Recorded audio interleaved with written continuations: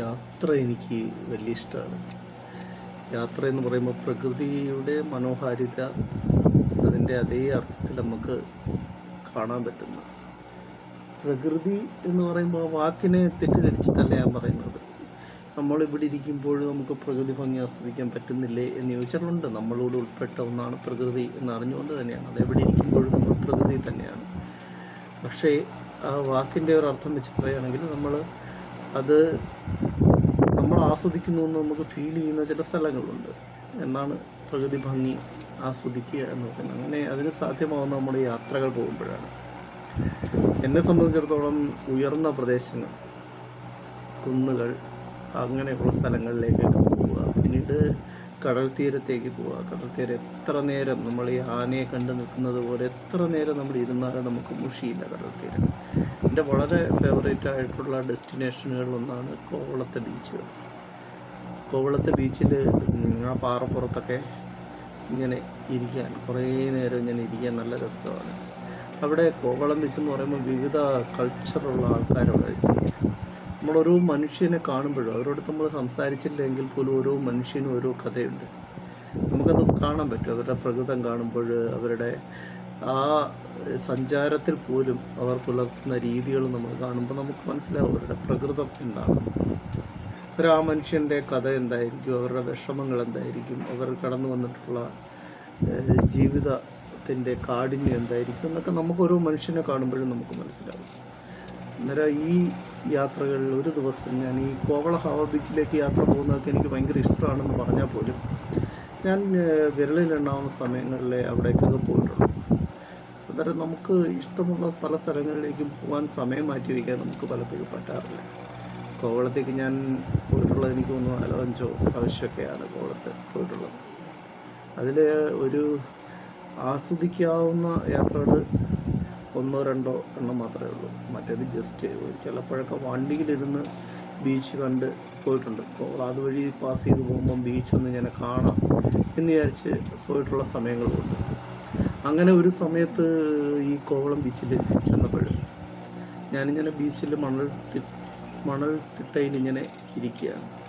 വളരെ ദൂരത നല്ല വെയിലുണ്ട്, ഏകദേശം വൈകുന്നേരം ആവുന്നുണ്ടെങ്കിലും വെയിലുണ്ട്. വെയിലുള്ള സമയത്തൊരു ചുവന്ന ഫ്രോക്കിട്ട വെച്ച് ആ കടൽ തീരത്ത് ഇങ്ങനെ നടക്കുന്നുണ്ട്. നമുക്ക് ഈ സാധാരണ ഉള്ള മൂവ്മെൻറ്റിനേക്കാൾ വേഗത്തിലുള്ള മൂവ്മെൻറ്റ് കാണുമ്പോൾ നമ്മൾ ശ്രദ്ധിക്കും. ഇങ്ങനെ അവിടെ അലക്ഷ്യരായിട്ട് വിശ്രമിക്കുന്ന വിദേശികൾ, ചില കച്ചവടക്കാർ, പിന്നെ ഫ്രൂട്ട്സ് വാങ്ങിക്കുന്നവർ, വിൽക്കുന്നവർ എന്ന് പറഞ്ഞാൽ നമ്മുടെ ഈ കപ്പയ്ക്കയും അങ്ങനെയൊക്കെയുള്ള ഫ്രൂട്ട്സ് ഉണ്ടല്ലോ, നമുക്ക് വളരെ പ്രാധാന്യമായിട്ട് തോന്നാത്ത കപ്പയ്ക്ക അങ്ങനെയൊക്കെയുള്ള സാധനങ്ങളൊക്കെ അരിഞ്ഞ് വിൽക്കുന്ന കച്ചവടക്കാർ. ഇത് ഞാൻ നോക്കിയപ്പോൾ ഒരു വിദേശിയായിട്ടുള്ളൊരു വനിത ഈ ഫ്രൂട്ട്സ് വാങ്ങിച്ച് അവിടങ്ങളിലുള്ള കുട്ടികൾക്ക് തന്നെ കൊടുക്കുന്നു. അവരെന്തിനാണ് അങ്ങനെ ചെയ്യുന്നതെന്ന് ഞാൻ ചിന്തിച്ചു. അവരെന്തിനാണ് ഈ ഫ്രൂട്ട്സ് വാങ്ങിച്ച് അവിടെയുള്ള കുട്ടികൾക്ക് കൊടുക്കുന്നതെന്ന്. എന്നിട്ട് എനിക്ക് മനസ്സിലായ ഒരു കാര്യം, നമ്മൾ ഈ കൊടുക്കുമ്പോൾ നമുക്കൊരു സന്തോഷം കിട്ടും. നമ്മളിങ്ങനെ ഷെയർ ചെയ്യുമ്പോൾ, നമ്മൾ കൊടുക്കുമ്പോൾ നമുക്കൊരു പ്ലഷർ കിട്ടും. നമുക്ക് ജീവിതത്തിൽ സന്തോഷത്തിന് വേണ്ടിയാണ്, നമ്മുടെ സമാധാനത്തിന് വേണ്ടിയാണ് നമ്മൾ ഈ യാത്രകൾ നടക്കുന്നത്. നമുക്ക് ഒരു ഗിഫ്റ്റ് കിട്ടുമ്പോൾ മാത്രമല്ല, നമുക്കൊരാൾക്കൊരു സമ്മാനം കൊടുക്കുമ്പോഴും നമുക്കൊരു സന്തോഷം കിട്ടും. അങ്ങനെ സന്തോഷം കണ്ടെത്തുന്ന മനുഷ്യരിലൂടെ കൂടെയാണ് ഈ ലോകം മുന്നോട്ട് പോകുന്നത് എന്ന് ഞാൻ കണ്ടു. അന്നേരം നമുക്ക് ചെയ്യാൻ പറ്റും. നമ്മളൊരു യാത്ര പോകുമ്പോൾ ഞാൻ പറയുന്നത്, നമുക്ക് ആ പറ്റുന്ന ഒരു നമുക്ക് ഇപ്പം നമ്മൾ തെമ്മലയെക്കോട്ടൊക്കെ പോവുകയാണെങ്കിൽ നമ്മൾ മൃഗങ്ങൾക്കൊന്നും ഭക്ഷണം കൊടുക്കരുതെന്നൊക്കെ പറഞ്ഞിട്ടുണ്ടെങ്കിൽ പോലും നമ്മളെ കാത്തു നിൽക്കുന്ന കുരങ്ങന്മാരും ഒക്കെ കാണണം. നമുക്ക് അവർക്കൊരു പഴമെങ്കിലും അവർക്ക് ഇങ്ങനെ കൊടുക്കുമ്പോൾ നമുക്കൊരു സന്തോഷം വരും. അതുപോലെ തന്നെ സ്ട്രീറ്റ് ഡോഗ്സിനൊക്കെ ഭക്ഷണം കൊടുക്കുന്നതുകൊണ്ടാണ് അത് പെരുകുന്നതെന്നൊക്കെ പറയുന്ന ആൾക്കാരുണ്ട്. എങ്കിലും നമുക്ക് വേണ്ടിയാണ്, നമുക്ക് അവർക്ക് വേണ്ടി ഒന്നുമല്ല കൊടുക്കുന്നത്. അന്നേരം ഇങ്ങനെ ഷെയർ ചെയ്യുമ്പോൾ നമുക്ക് അതേപോലെ തന്നെ നമുക്ക് DYFI പൊതിച്ചോറുകൾ വിതരണം ചെയ്യുമെന്ന് പറയുന്നത്, അവർക്ക് ആ സംഘടനയ്ക്ക് നൽകുന്ന ബലം എന്ന് പറയുന്നത് അതൊരു പ്രത്യേക ഇതാണ്. അന്നേരം നമുക്കിങ്ങനെ നൽകുന്നത് വഴി നമുക്ക് ലഭിക്കുന്ന സന്തോഷം എന്ന് പറയുന്നത് വളരെ വലുതാണെന്ന് ഞാൻ ഒന്ന് പറഞ്ഞു വയ്ക്കുകയാണ്. അവരുടെ ആ പ്രവൃത്തി കണ്ടപ്പോൾ എനിക്ക് തോന്നിയതാണ്. അവരിങ്ങനെ ഈ ജീവിതത്തിൽ നമ്മൾ സന്തോഷത്തിന് വേണ്ടി ധനം സമ്പാദിച്ചാലും മറ്റു കാര്യങ്ങൾ ചെയ്താലും, നമ്മുടെ ആഗ്രഹത്തിനനുസരിച്ച് വളർന്നാലും, ഇപ്പോൾ ഒരാൾക്ക് ഡോക്ടർ ആവണമെന്നാണ് ആഗ്രഹം, അയാൾ ഡോക്ടറായി കഴിഞ്ഞാൽ പിന്നെ അയാൾ എന്ത് ചെയ്യും? എന്ന് പറയും. നമ്മുടെ ആഗ്രഹങ്ങൾ ഇങ്ങനെ വളർന്നുകൊണ്ടേയിരിക്കും. നമുക്ക് സമാധാനമായിട്ട് നമ്മൾ നോക്കുന്ന പീസ്ഫുള്ളായിട്ട് ജീവിക്കുക എന്നുള്ളതാണ് പിന്നീട് നമ്മൾ എത്തിച്ചേരുന്ന ആത്യന്തികമായിട്ടുള്ള ഒരു ലക്ഷ്യം. നമ്മുടെ സന്തോഷത്തിന് വേണ്ടി പീസ്ഫുള്ളായിട്ട് ജീവിക്കാൻ കഴിയുക എന്ന് പറയുന്നത്. എന്നിട്ട് ഇങ്ങനെ മനുഷ്യൻ അവൻ്റെ സന്തോഷം കണ്ടെത്താൻ വേണ്ടി ചെയ്യുന്ന പല കാര്യങ്ങളും നമ്മളിവിടെ വെച്ച് കാണും. അന്നേരം ഇങ്ങനെ ഇവർ ഈ ഫ്രൂട്ട്സ് വിതരണം ചെയ്തുകൊണ്ടിരിക്കുന്നുണ്ട്. ഈ ചുമന്ന ഫ്രോക്ക് ഇട്ട പെൺകുട്ടി പലരുടെ അടുത്ത് പോകുന്നുണ്ട്. ഞാൻ നടന്ന് ആ കടൽത്തീരത്തിലൂടെ പിന്നെ നടക്കുന്നുണ്ട്, ഓടുന്നുണ്ട്, മണ്ണ് വാരി കളിക്കുന്നുണ്ട് ചെയ്ത്. അന്നേരം എനിക്ക് തോന്നി ഒരു സമയത്ത് ഇവളുടെ നിഴൽ ഈ കടൽ തീരത്ത് പതിക്കുമ്പോൾ നിഴലിന് ചുവപ്പ് നിറമാണെന്ന്. നമ്മുടെ കണ്ണിൻ്റെ ഒരു മരീചിക പോലത്തെ ഒരു കാഴ്ചയാണോ അതെന്ന് എനിക്കറിയില്ല. പക്ഷെ ആ നിഴലിന് പോലും ഒരു ചുവപ്പ് നിറമുണ്ടെന്ന് തോന്നി. ഇങ്ങനെ ഞാൻ ഈ കുട്ടിയെ ശ്രദ്ധിക്കുന്നത്.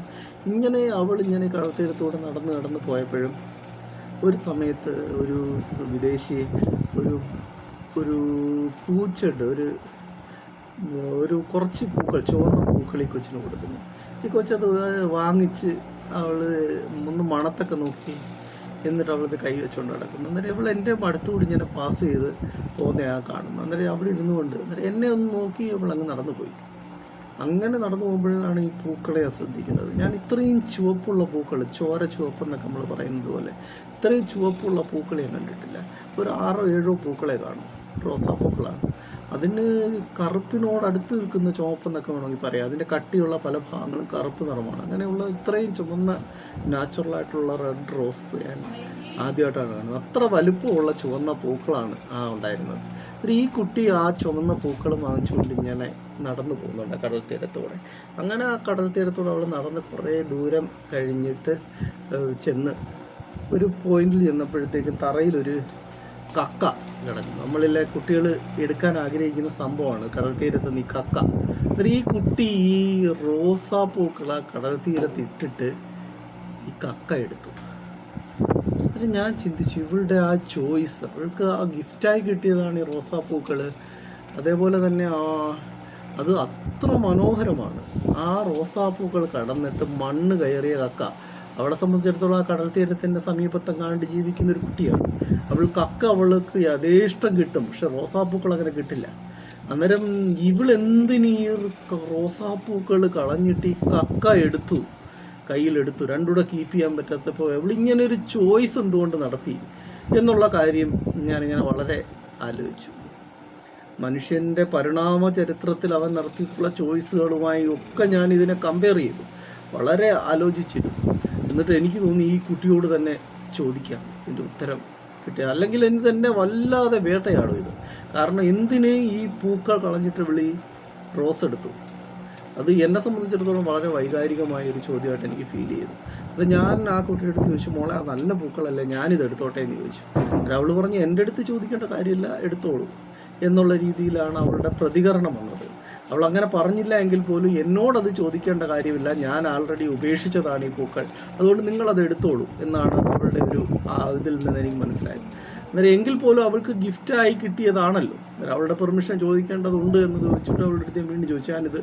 ഈ പൂക്കൾ ഞാൻ എടുത്തു, അതിൽ മണ്ണ് പറ്റി കിടക്കുന്നു, ഒന്ന് വെള്ളത്തിലൊന്ന് ചെറുതായി നനച്ച് ഞാൻ അവളുടെ കൂടെ പോയിട്ട് ചോദിച്ചു, മോളെ നിനക്ക് ഈ പൂക്കൾ വേണ്ടേ, നിനക്ക് എന്തിനാണ് ഇത് കളഞ്ഞിട്ട് കക്ക എടുത്തതെന്ന് ചോദിച്ചു. എന്നിട്ട് അവൾ ആദ്യം പറഞ്ഞ ഉത്തരവെന്ന് പറഞ്ഞത് 2 ദിവസം കഴിയുമ്പോൾ ഈ പൂക്കൾ വാടിപ്പോകും എന്നാണ്. 2 ദിവസം കഴിയുമ്പോൾ ഈ പൂക്കൾ വാടിപ്പോകും. ആ കൊച്ചു പറഞ്ഞതാണ്, ആ കൊച്ചിൻ്റെ ഒരു ചോയ്സിൽ വന്ന കാര്യമാണ്. എന്നിട്ട് പിന്നീട് ഞാൻ കൂടുതൽ ആ കുട്ടിയോട് സംസാരിച്ചപ്പോൾ അവൾ പറഞ്ഞു, അവളുടെ അമ്മ കക്കയിൽ ഓരോ സംഭവങ്ങളൊക്കെ ഉണ്ടാക്കി കക്കയിൽ ചിത്രം വരച്ച് വിദേശികൾക്ക് കൊടുത്ത് ജീവിക്കുന്ന തൊഴിൽ ചെയ്യുന്ന ആളാണ്. ഞാൻ ഇത്രയും പറഞ്ഞത് മനുഷ്യൻ്റെ ചോയ്സുകളെക്കുറിച്ച് പറയാനാണ്. 2 ദിവസം കഴിയുമ്പോൾ വാടുന്ന റോസാപ്പൂക്കൾ. ഞാൻ ആ റോസാപ്പൂക്കൾ എടുത്ത് എൻ്റെ വീട്ടിൽ കൊണ്ടുവന്നു. എൻ്റെ മനസ്സിൽ ഇപ്പോഴും ആ ചുവന്ന റോസാപ്പൂക്കൾ വാടാതെ ഉണ്ട്. എല്ലാവർക്കും എൻ്റെ വിഷു ആശംസ.